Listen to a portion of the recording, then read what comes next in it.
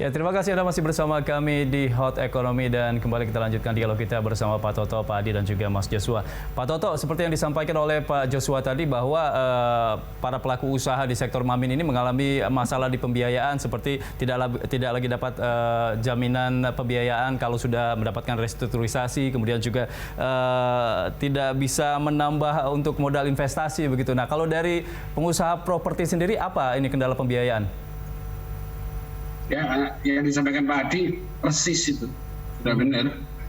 Jadi kan harusnya surat edaran OJK itu sudah jelas bahwa restrukturisasi dalam rangka COVID ini tidak mempengaruhi kolektabilitas. Tapi perbankan sebagian dari bank, saya nggak ngomong semua, tapi sebagian besar itu memasukkannya dalam kolektabilitas. Begitu masuk kolektabilitas, ya nggak bisa dapat kredit lagi semuanya. Itu yang jadi masalah yang harus kita pecahkan bersama. Bank ini takut, mau maju takut, mau mundur takut.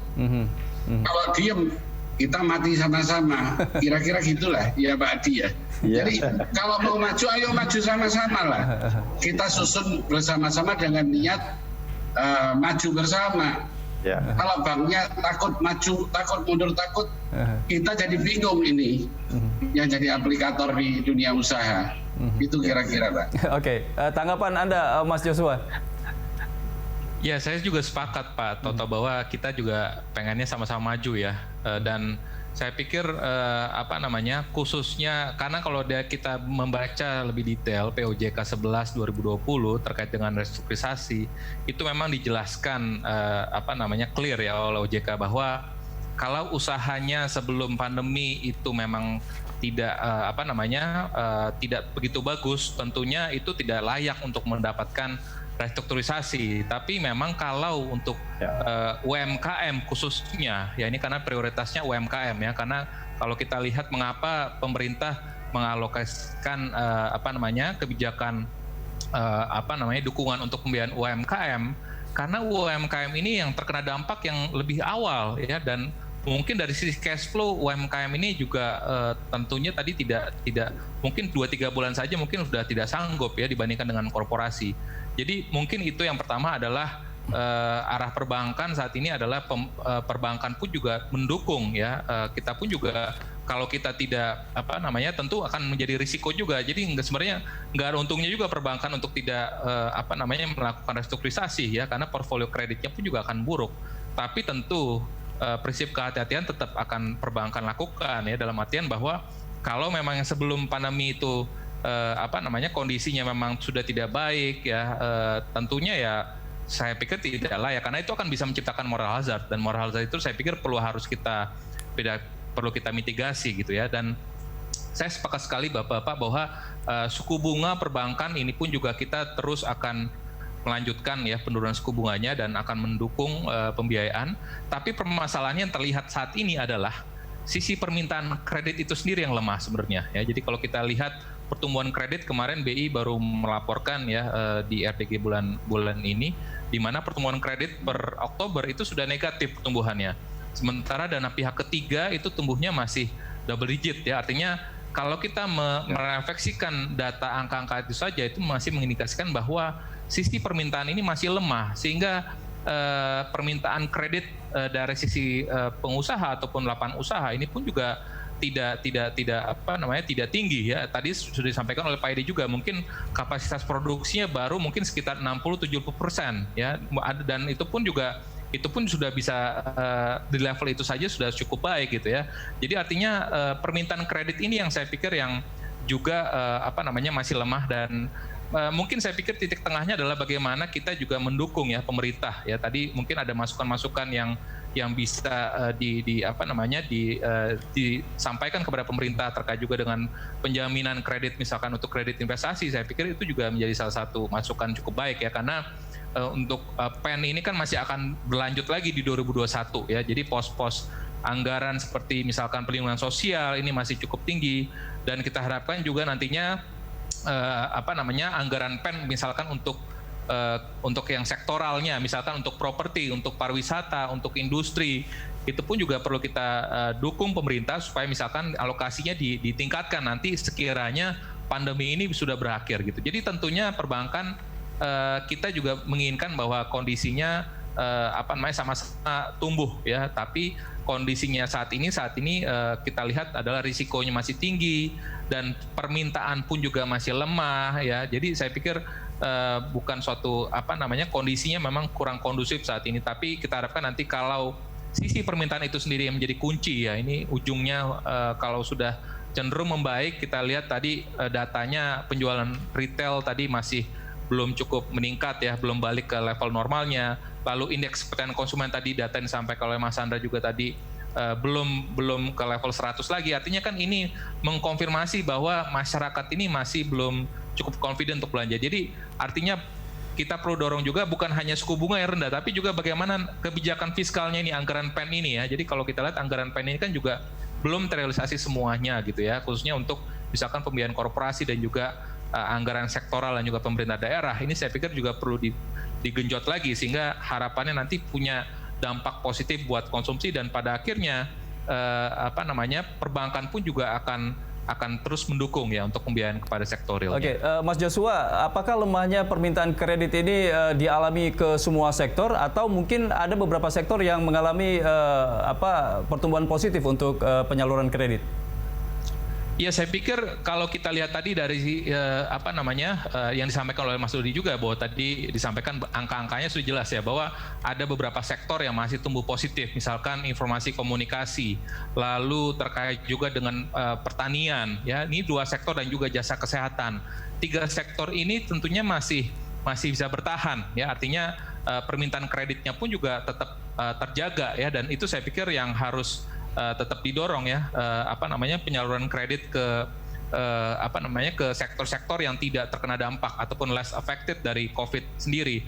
Nah, tapi sayangnya adalah perbankan kita itu portfolio kreditnya itu terkonsentrasi cukup tinggi pada sektor perdagangan, manufaktur, ya, pertambangan, which is itu ketiga sektor yang tentunya ini dampaknya cukup signifikan, sehingga makanya strategi perbankan mungkin kedepannya adalah bagaimana mendiversifikasi portfolio kreditnya ya untuk pada sektor-sektor yang terbukti ini lebih resilient, lebih bisa berdaya tahan ya di tengah pandemi ini gitu. Oke, Pak Adi, ini yang disampaikan oleh Mas Joshua tadi memang perbankan semua ingin maju bersama, tapi ada faktor kehati-hatian. Nah, tanggapan Anda? Ya.